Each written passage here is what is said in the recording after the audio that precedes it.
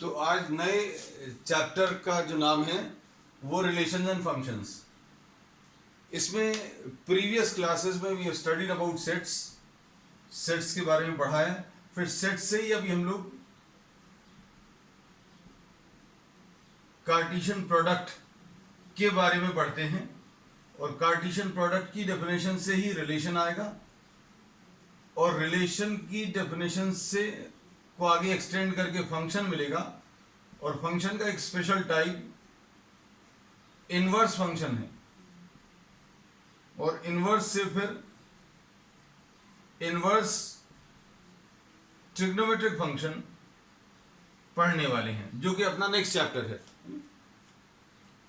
तो ये फ्लो अभी हमने बता दिया, flow of the syllabus which will be taking in this particular chapter.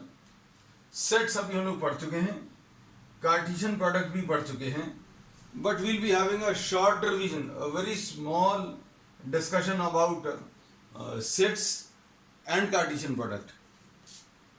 अब इसमें उसके बाद अभी हम लोग फिर रिलेशन पर आएंगे। अब इसमें सबसे पहले कार्टेशियन प्रोडक्ट्स के बारे में बता दें। सेट्स अभी हम लोगों ने बोला this is group of objects, well defined objects. अभी हम लोग दो चीजें कहते हैं, एक तो कलेक्शन एंड दूसरा सेट्स। ये कोई भी ऑब्जेक्ट्स की जो ग्रुपिंग है उसको कलेक्शन बोलेंगे। वेल डिफाइंड ऑब्जेक्ट्स को अभी हम लोग सेट्स बोलते हैं, वेल डिफाइंड ऑब्जेक्ट्स के कलेक्शन को अभी हम लोग सेट्स बोलते हैं। अब इन सब के बारे में बहुत डिटेल में अभी हम लोग प्रीवियस क्लासेस में पढ़ा हुआ है। अब उससे अभी हम लोग आगे जो पढ़ते हैं वो है कार्टेशियन प्रोडक्ट। जो जो चीज़ें मालूम है, ठीक है, नहीं मालूम है, 11th में अच्छे से नहीं पढ़ा है, कोई प्रॉब्लम नहीं है, क्योंकि अब हर चीज़ जो है ऐसे डिस्कस करेंगे कि आपको नहीं आता है, थोड़ा सा डिस्कशन, हर एक चीज़ बताते चलेंगे जो चीज़ आगे यूज होने वाली है। कार्टेशियन प्रोडक्ट में suppose if you are having two sets, हम एग्जाम्पल से आपको क्लियर करेंगे। सपोज ए 1, 2 and 3 है, बी इसमें ए और बी है, तो कार्टेशियन प्रोडक्ट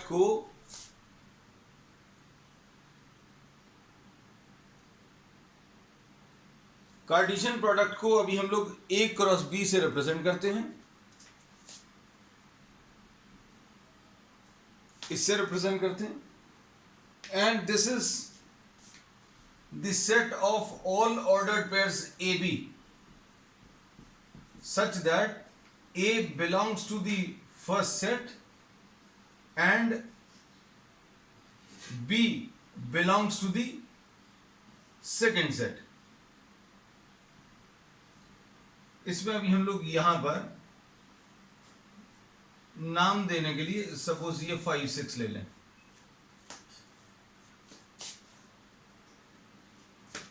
अब इसमें देखो, हमने अगर ये दो सेट्स दिए हुए हैं तो इनसे related Cartesian product A cross B अगर आपको बताना है तो ये बताने का तरीका क्या रहेगा, आप सारे ऐसे ऑर्डर्ड पेयर्स कलेक्ट कर लो। ऑर्डर्ड पेयर्स यानी एक ऑर्डर में रहेगा, पहला वाला जो एलिमेंट है ए वो पहले सेट का होना चाहिए, और ये जो दूसरा एलिमेंट है वो दूसरे सेट का होना चाहिए।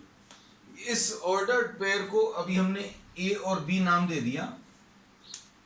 ये बस सोचने लगना कि ए और बी तो अभी हमें कहीं दिख नहीं रहा, तो अभी हम लोगों ने क्या बोला है, इसको एक नाम दे दिया ऑर्डर्ड पेयर को।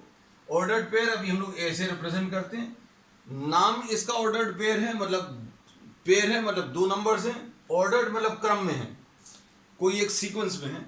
और सीक्वेंस कैसा है कि पहला एलिमेंट पहले सेट का होना चाहिए और दूसरा एलिमेंट दूसरे सेट का होना चाहिए।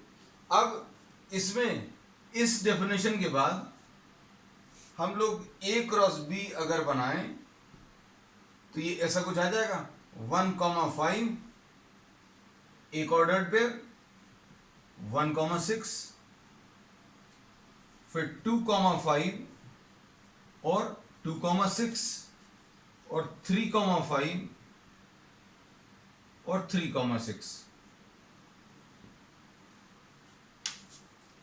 तो ये अभी हम लोगों ने कार्टेशियन प्रोडक्ट लिख लिया। पहला एलिमेंट पहले सेट का है, पहला सेट ए है और दूसरा सेट बी है। इसमें कभी भी ये मतलब नहीं रहता कि पहला सेट, अभी हम लोग उसको नहीं बोलते जो पहले लिखा हुआ है। यहां पर जो पहले लिखा हुआ है उसको पहला सेट बोलते हैं। जैसे बी क्रॉस ए अगर आपने बोला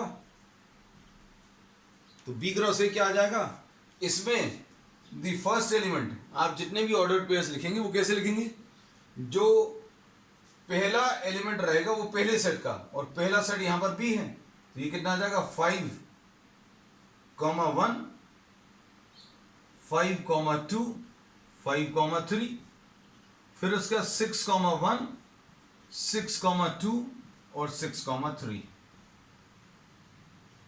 तो इसको देखकर अभी हम लोग क्लियरली कह सकते हैं, इसको देखकर अभी हम लोग क्लियरली कह सकते हैं कि A cross B is not equal to B cross A. Note करते जाना बेटा साथ में, हम आपको समय देते हैं। If you are not able to note it down then take a screenshot, that would be better.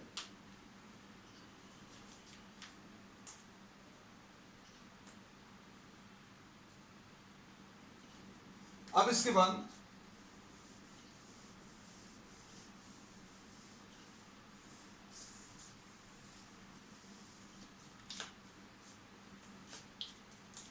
इसमें number of elements of A cross B अगर आप देखें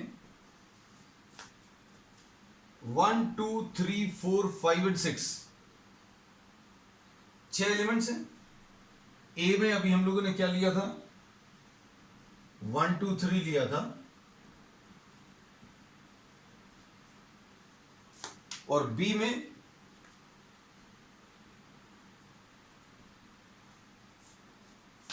5 और 6 लिया था। तो number of elements of A cross B is equal to number of elements of A into number of elements of B. ऐसा ही आएगा हमेशा। Number of elements of A, number of elements of A कितना है, number of elements of A is 3 and number of elements of B 2 है। अब इसमें कुछ ऐसे मैथमेटिकल ऑपरेशंस लेंगे जो अभी हम लोग पहले से पढ़ चुके हैं, जैसे A cross B union B cross A, it will be the set of all the elements of A and B, A cross B and B cross A. A cross B अभी हम लोग को मालूम है, ए क्रॉस बी कितना है,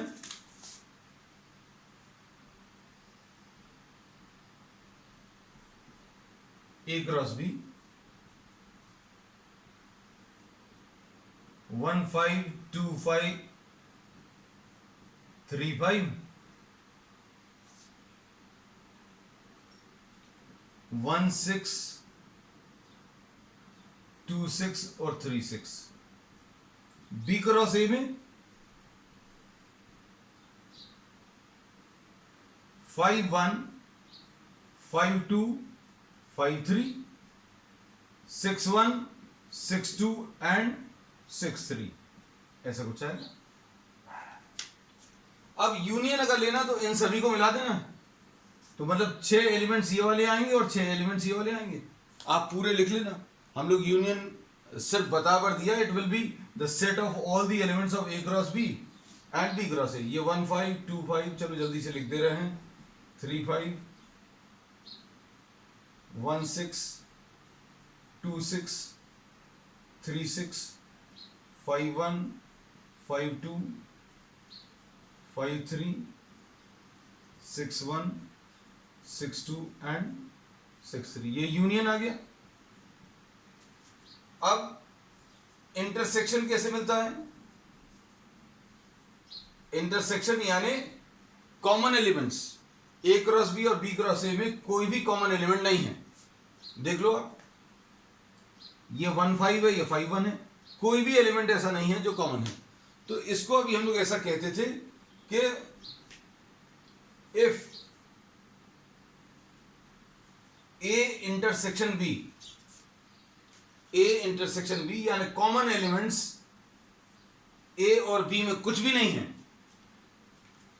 ये empty set है, तो ए क्रॉस बी और बी क्रॉस ए का इंटरसेक्शन भी एम्प्टी सेट होगा। ए क्रॉस बी और बी क्रॉस ए में कुछ भी कॉमन नहीं है, तो ए क्रॉस बी और बी क्रॉस ए में, ए और बी में कोई भी एलिमेंट कॉमन नहीं है, इसलिए ए क्रॉस बी और बी क्रॉस ए का जो इंटरसेक्शन है या कॉमन एलिमेंट्स है वो भी खाली सेट आएगा या एम्प्टी सेट आएगा। अब इसमें number of elements of A cross B अगर देखें तो ये number of elements of A into number of elements of B के बराबर आएगा। Number of elements of A 3 है, number of elements of B 2 है, तो ये 6 आ गया। अब ये थोड़ा सा भी हमने रिवीजन कराया है किसका, रिलेशंस का, जो अभी लोग पहले पढ़ चुके हैं।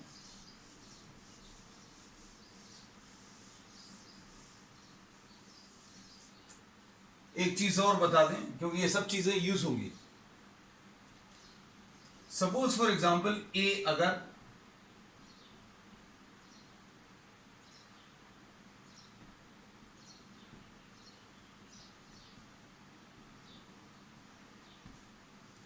ऐसा कुछ अगर है तो ए क्रॉस बी कितना आ जाएगा, 1 2 1 3 1 4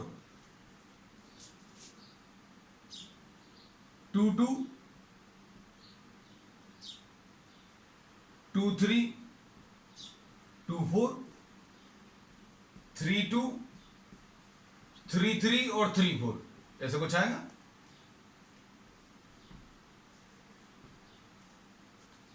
बी क्रॉस ए अगर आप देखें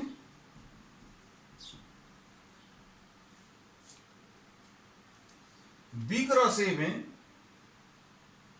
इसमें से पहला एलिमेंट लेना है, मतलब ये क्या आ जाएगा, 2 1 2 2 2 3 2 1 2 2 2 3, उसके बाद 3 1 3 2 और 3 3, ऐसा कुछ आएगा। फिर उसके बाद 4 1 4 2 और 4 3। अब इसमें कॉमन एलिमेंट्स अगर आप देखें 2 2 2 3, ये देखो ये दोनों सेट में कॉमन एलिमेंट्स हैं, 2 2 2 3 3 2 और ये 3 3। तो इसको अभी हम लोग ऐसा कह सकते हैं, ये इंपॉर्टेंट है क्योंकि ये यूज होगा। सिर्फ ऐसी चीजें अभी हम पुरानी बताते जा रहे हैं जो आगे यूज होने वाली हैं। If A and B have n elements in common,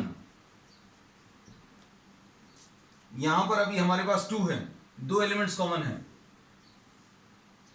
then A cross B and B cross A have n square elements in common,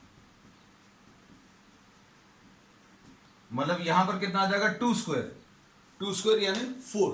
तो ये अभी हमने करके बताया है कि अगर ए और बी में 2 एलिमेंट्स कॉमन हैं तो ए क्रॉस बी और बी क्रॉस ए में n स्क्वायर एलिमेंट्स आएंगे। तो यहां पर 2 थे तो 2 का स्क्वायर अगर आप करें तो 4 एलिमेंट्स कॉमन आएंगे, और 4 एलिमेंट्स कॉमन अभी हमने निकाल के बता दिए। अब यहां पर अगर 2 की जगह 3 होते, ए और बी में अगर 3 कॉमन एलिमेंट्स होते तो ए क्रॉस बी और बी क्रॉस ए में 3 स्क्वायर यानी 9 एलिमेंट्स कॉमन आने थे। ठीक, अब नेक्स्ट ये कुछ एग्जांपल्स अभी हम लेते जा रहे हैं रिलेशंस के।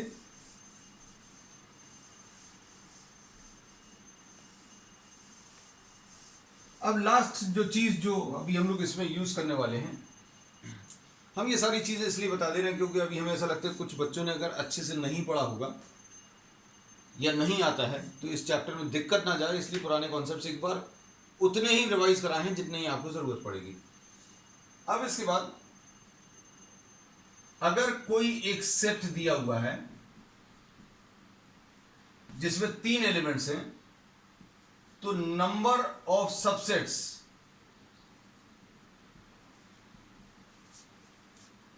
will be 2 to the power of number of elements in the given set। ये होता है, जैसे यहां पर 3 एलिमेंट्स हैं इस दिए हुए सेट में, तो इसके सबसेट्स अगर आप बनाएंगे तो 2 to the power of 3 होगा, यानी 8 सबसेट्स आएंगे। और ये अभी हम बनाकर बता दे रहे हैं। सबसेट्स यानी इसका पार्ट क्या आ जाएगा, एक तो ये आ गया, this is a subset because all the elements of this set are contained in this. एक ये आ गया सबसेट, एक ये आ गया,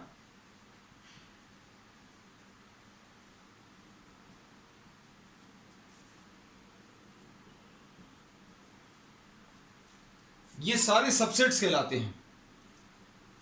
ये सारे सबसेट्स क्यों कहलाते हैं, क्योंकि इसके सारे एलिमेंट्स इसके अंदर हैं। ये प्रॉपर सबसेट्स कहलाते हैं। हमने तो ये देखा ये 6 हैं, लेकिन अभी हमें 8 बताया, तो एक ये empty set is a subset of every set.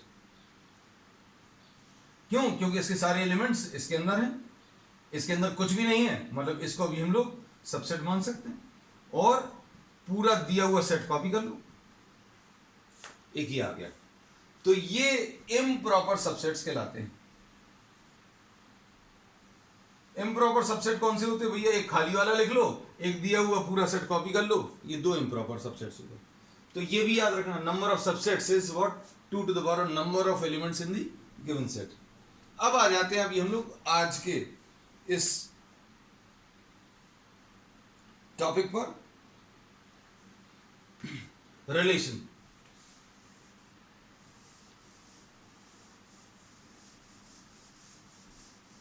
Cartesian product का एक सिंपल, एक छोटा सा एक इंट्रोडक्शन देने के बाद अब हम लोग ये बोलते हैं डेफिनेशन। अब आप चाहो तो साथ में ये चीजें लिखते जाना।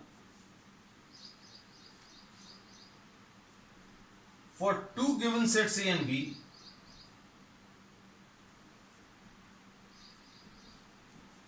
for 2 given sets A and B, a relation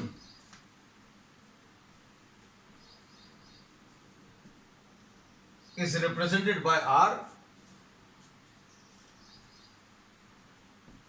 from A to B is a subset of A cross B। आप A क्रॉस B का कोई भी सबसेट ले लो, उसको अभी हम लोग रिलेशन बोलेंगे। A क्रॉस B का कोई भी एक subset will be a relation. जैसे एग्जांपल के लिए A, अगर आपने 1 2 3 ले लिया,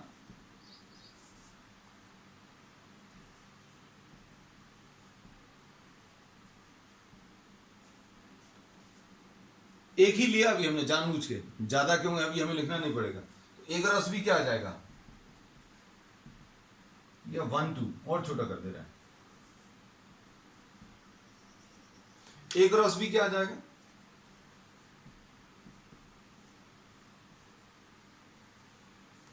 वन A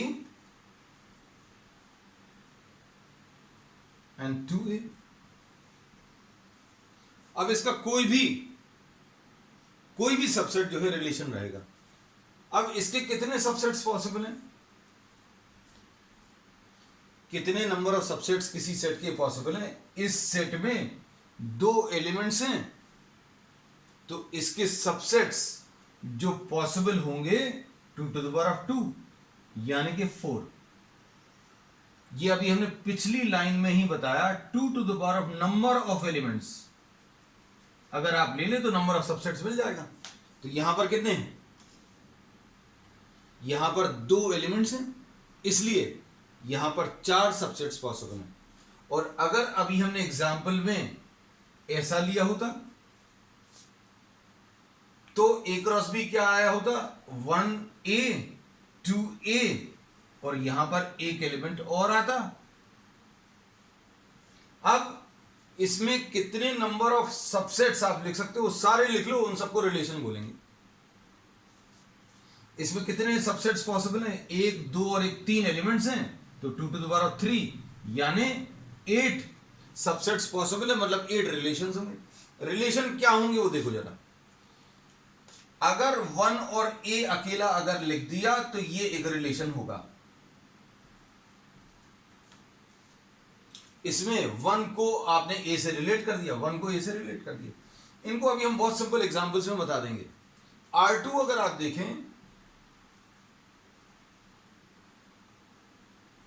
ये एक रिलेशन आ गया। R3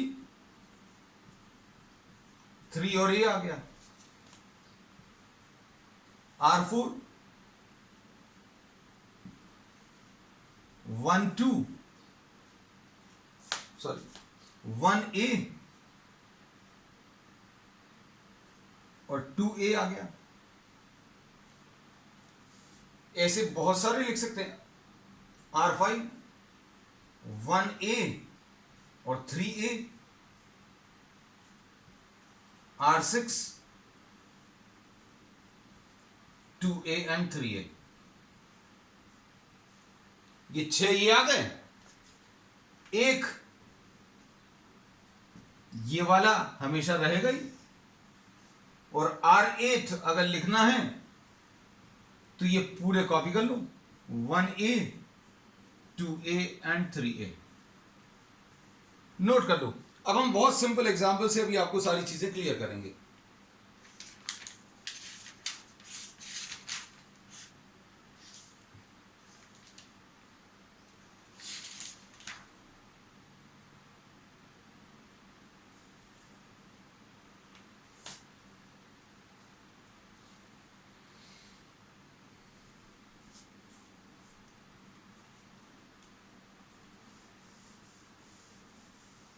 अब इसमें रिलेशन के लिए अभी हमें कार्टेशियन प्रोडक्ट होना जरूरी है, और कई बार रिलेशन जो है हमें सिर्फ एक ही सेट पर डिफाइन करना है।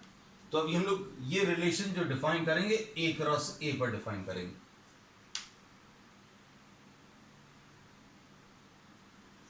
जैसे सपोज फॉर एग्जांपल A की वैल्यू A और B है, तो A क्रॉस A क्या आ जाएगा, A आप फिर से लिख लो अगर आपको आदत नहीं है। ये कितना आ जाएगा, AA AB BA और B। अब इसका कोई भी सबसेट लिख लो वो रिलेशन आएगा।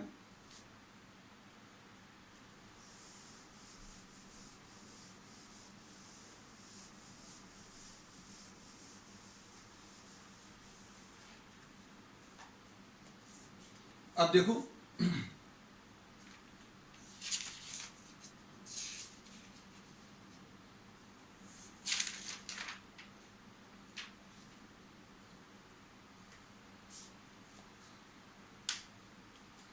अब इसमें नेक्स्ट अभी हम लोग इसमें प्रॉपर्टीज कुछ डिफाइन कर रहे हैं, कुछ डेफिनेशंस और लेंगे।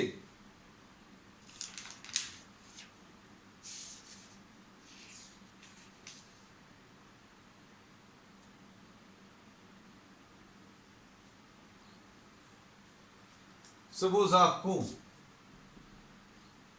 ये दिया है 1 2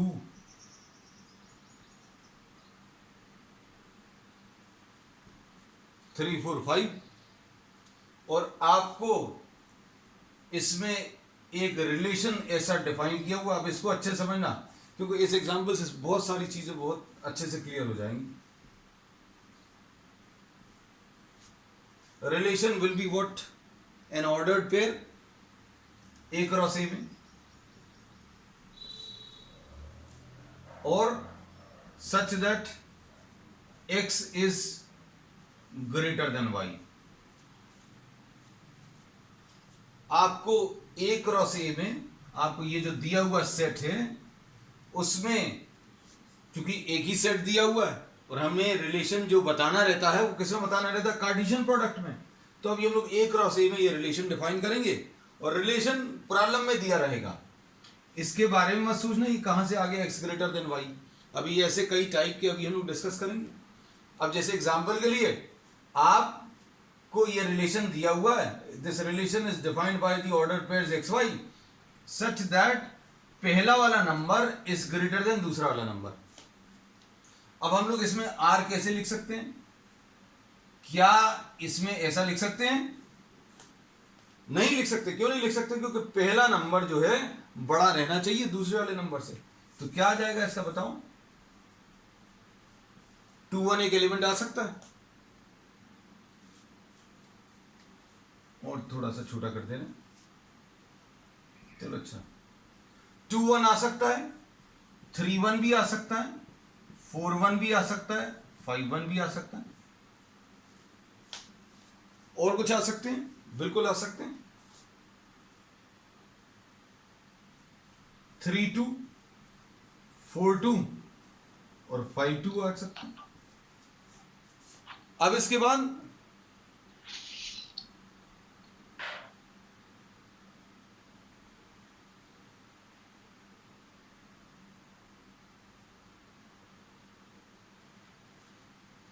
नेक्स्ट इसके बाद क्या आ सकता है? 4 3 5 3 ऐसा कुछ आ सकता है, और 5 4 आ सकता है। ये रिलेशन दे दिया। ये जो रिलेशन दिया हुआ था, रिलेशन को अभी हम लोग ने एग्जैक्टली डिफाइन करके बता दिया। अब इसमें अगर अभी हमने चेंज कर दिया होता, कैसा चेंज कर दिया होता? एक और एग्जांपल ये ले रहे हैं अभी हम इसमें, देखो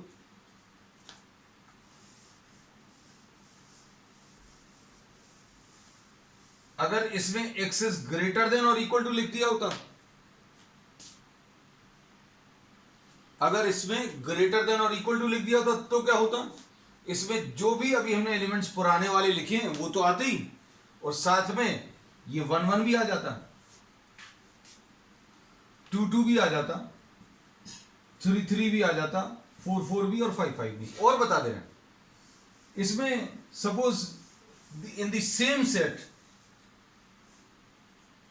you are defining another relation. एक और प्रॉब्लम दिया, एक और एग्जांपल जिसमें अभी हमने ये बोला R is defined by X Y such that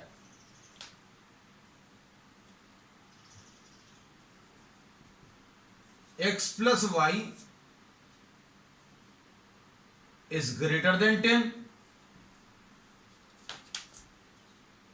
मतलब अभी हमें एक ऑर्डर्ड पेयर ऐसा बताना है और a क्रॉस a में से बताना है, मतलब ये पहला एलिमेंट जो है a का रहना चाहिए, दूसरा एलिमेंट भी a का रहना चाहिए। इसी में से आपको 2 नंबर सिलेक्ट करने हैं, और 2 नंबर्स कैसे सिलेक्ट करने हैं कि दोनों का एडिशन ग्रेटर देन 10 आए। तो भैया बताओ कौन सा नंबर आएगा? तो अभी हम लोग इसमें देखकर बोल सकते हैं कि इसका कुछ भी आंसर नहीं आएगा। क्यों? क्योंकि आप इसमें से कोई भी 2 नंबर्स उठा लो, उनको ऐड कर लो, तो ग्रेटर देन 10 बिल्कुल नहीं आएगा। सपोज और अच्छे से आपको क्लियर करना, तो अभी हम इसको x plus Y greater than 12, तो this relation is defined by what?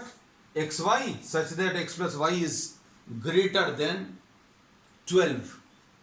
हमें ऐसा कहा है कि 2 नंबर्स ऐसे लेने हैं जिनको ऐड करने पर 12 से बड़ा आंसर आ जाए, तो नहीं होगा पॉसिबल। ठीक, तो ये एक एग्जांपल। ये सारी चीजें जो हैं अभी अच्छे से कॉपी बना लेना, वीडियो को फिर से प्ले करके जितने भी एग्जांपल्स आप, जितने सारे एग्जांपल्स आप लोगे उतना ज़्यादा ये क्लियर रहेगा, है ना।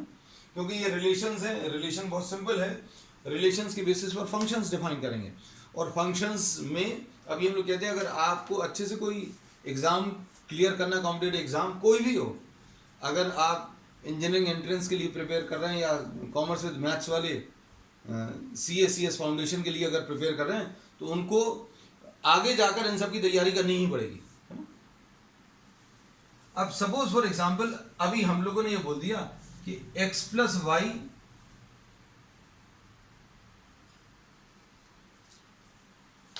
Greater than 3। ग्रेटर देन 3 मतलब एडिशन क्या आ सकता है, 4 आ सकता है, 5 आ सकता है, 6 आ सकता है, 7 आ सकता है। थोड़ा सा और छोटा कर लिया प्रॉब्लम हमारा exam, x plus Y greater than 4 मतलब आपको 5, 6, 7, 8, 9 और 10 एडिशन आ सकता है। तो इसमें क्या आ जाएंगे, बहुत सारे आ जाएंगे। अभी हमने प्रॉब्लम अनइंटेंशनली बड़ा सा ले लिया। x plus Y greater than 4 मतलब दो नंबर्स ऐसे लेने हैं, दो ऑर्डर पे दो नंबर्स ऐसे लेने, एक ऐसा ऑर्डर पे लेना है जिसमें दोनों को ऐड करने पर 4 से बड़ा आ जाए नंबर। तो क्या आ जाएगा इसका आंसर, 1 4 आ जाएगा।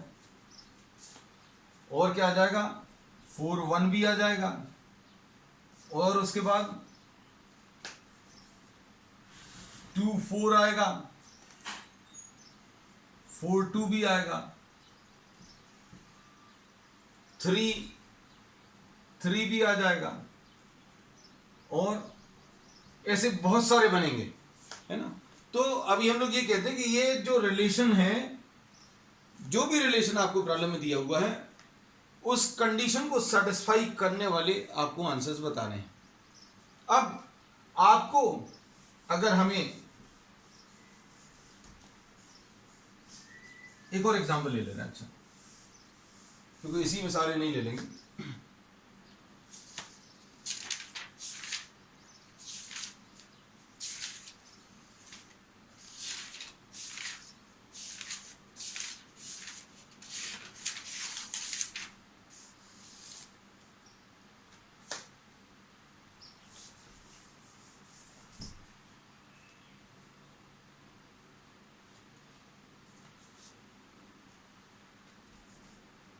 अब इसमें suppose for example A is the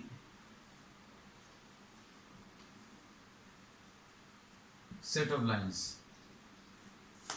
in a plane. हमने इस प्लेन में बहुत सारी लाइंस बना ली, infinite number of lines possible हैं, और रिलेशन दे दिया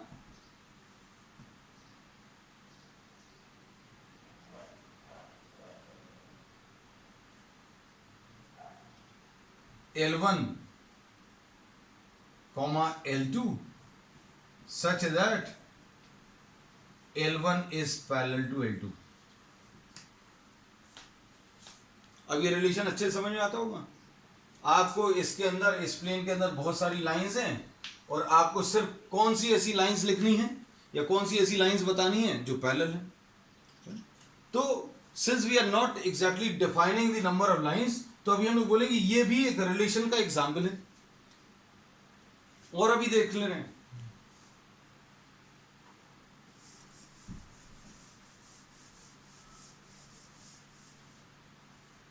अच्छा, इसमें पहले रिलेशंस का एग्जाम्पल और लेने के पहले अभी हम टाइप्स ऑफ रिलेशंस बता दे रहे हैं।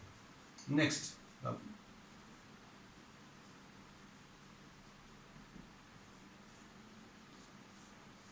टाइप्स ऑफ रिलेशन लिख लो। Next,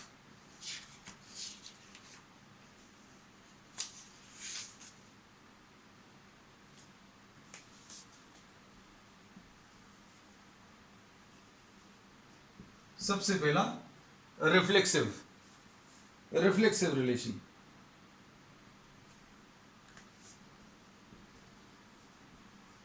A relation R in the given set A is said to be reflexive if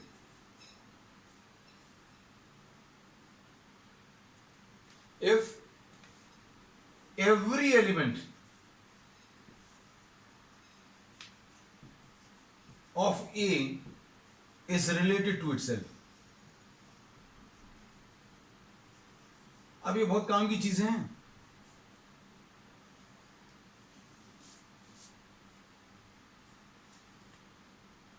second, इसमें अभी हम लोग ले रहे हैं सिमेट्रिक।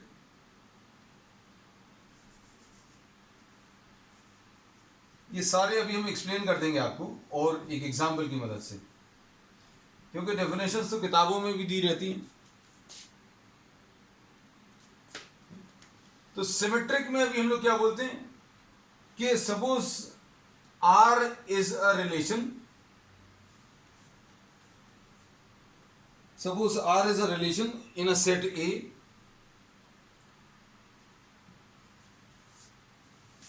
और अगर AB कोई ऑर्डर्ड पेयर अगर इस रिलेशन में है, AB कोई ऑर्डर्ड पेयर अगर इस रिलेशन में है, तो इसका तुरंत ये कंक्लूजन अभी हम लोग निकाल पाए कि BA जो है वो भी इसी रिलेशन में होगा। ये सिमेट्रिक है।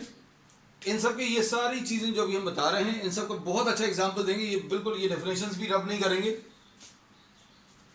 ट्रांजिटिव, किसी रिलेशन R को जो किसी दिए हुए सेट A में डिफाइंड है, AB if this belongs to R and BC belongs to R, this will imply that AC belongs to R. इसमें सुनना अच्छे से, रिफ्लेक्सिव क्या है? एक ऐसा रिलेशन जिसमें every element is related to itself. Symmetric, symmetric में अगर अभी हमें ये दिया है कि AB if this belongs to R, then इससे कंक्लूजन निकाल पाएंगे that BA also belongs to R। और ट्रांजिटिव में A, B belongs to R और BC this belongs to R, A related to B है, B related to C है, तो A और C रिलेटेड होंगे, ऐसा कह सकते हैं। अब देखो example, suppose you are having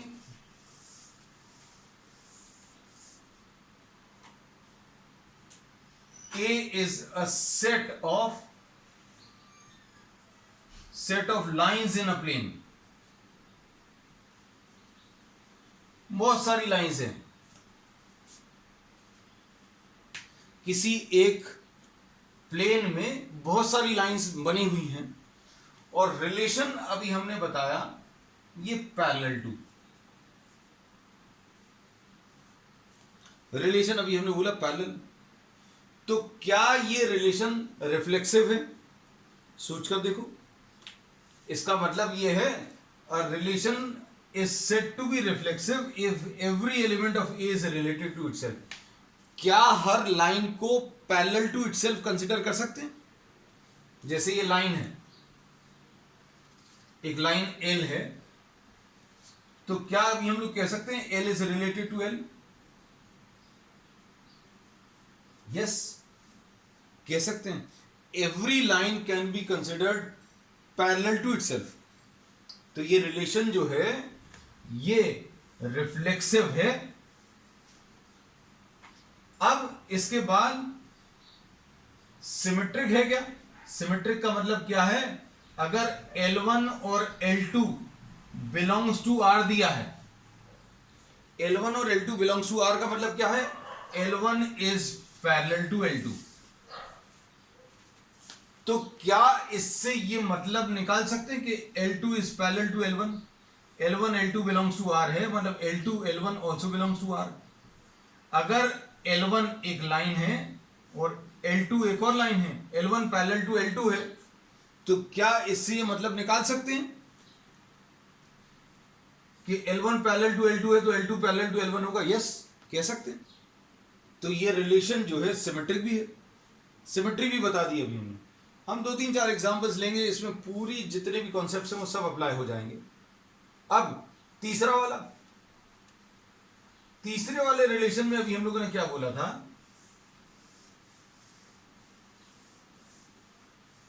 कि AB बिलोंग्स टू R अगर है और BC बिलोंग्स टू R अगर है, तो इससे मतलब निकालना आना चाहिए कि AC also belongs to R। A कोई लाइन है पैरेलल टू B, ये एक लाइन A है पैरेलल टू B, और BC belongs to R, B is parallel to C। A parallel to B आ गया और B पैरेलल टू C आ गया, तो क्या इससे मतलब निकाल सकते हैं कि A is parallel to C? Yes, अभी हम लोग कह सकते हैं कि ये रिलेशन जो है ट्रांजिटिव भी है। तो अब हमने क्या बता दिया आज, रिफ्लेक्सिव, सिमेट्रिक और ट्रांजिटिव क्या होता है। इसको और एक और एग्जाम्पल ले लेना, बहुत सारे एग्जाम्पल से अभी हम चीजों को क्लियर करेंगे।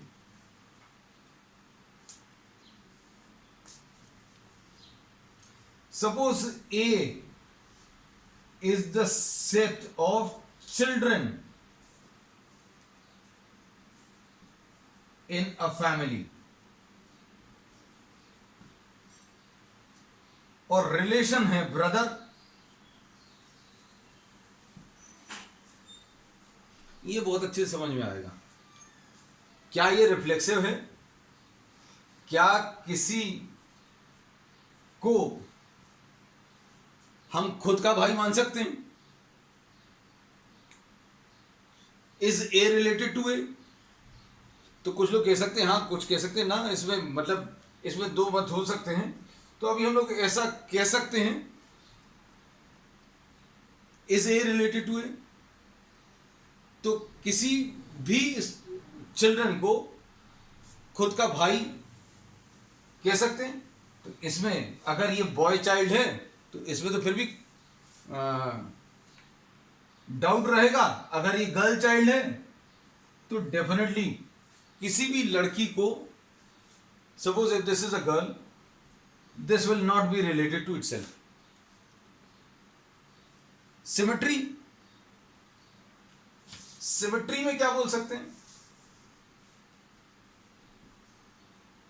ए बी बिलोंग्स टू आर है, सुनना अच्छे से, A B belongs to R है,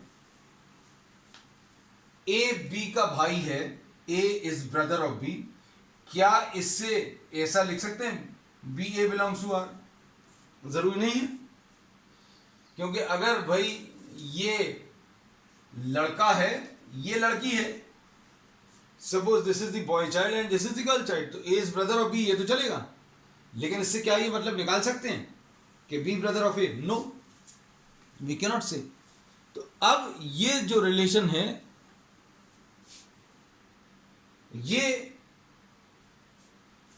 सिमेट्रिक नहीं है। ठीक, अब इसमें सिमेट्रिक अगर बताना है तो अभी हम लोग इसको ऐसा कह सकते हैं, बॉय चाइल्ड। अगर किसी परिवार के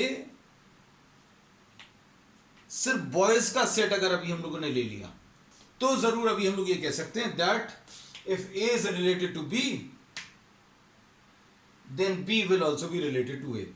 सिमेट्रिक रिलेशन होगा। अगर ए बी का भाई है तो बी ए का भी भाई होगा, क्योंकि अभी हमने जो सेट लिया है वो किसका सेट लिया है?